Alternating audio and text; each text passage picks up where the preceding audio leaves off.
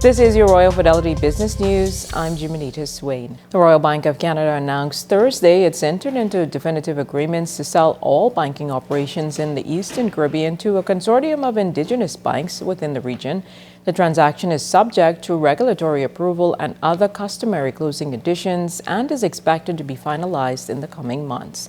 Head of RBC's Caribbean Banking, Rob Johnston, said in a statement, consistent with the bank's strategy of being a competitive leader in the markets where it operates, RBC is always evaluating opportunities for its business.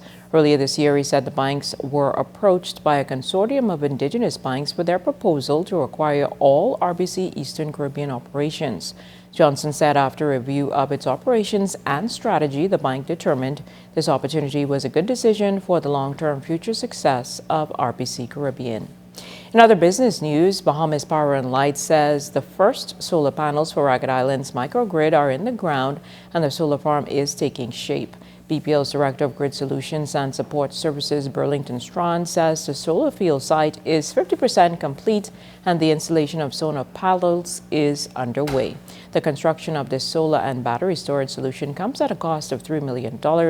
Officials anticipate to have power to the grid by the end of January 2020.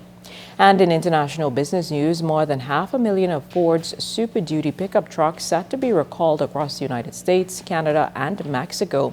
Ford Motor Company said in a statement today it would recall 547,538 vehicles due to risk of post-crash interior fire. The second largest U.S. automaker said the recall covers certain models between the years 2017 and 2019, with carpet flooring that could experience a post-crash interior fire.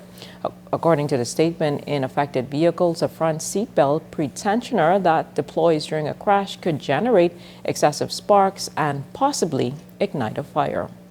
Well, that was your Royal Fidelity Business News. I'm Jimenita Swain.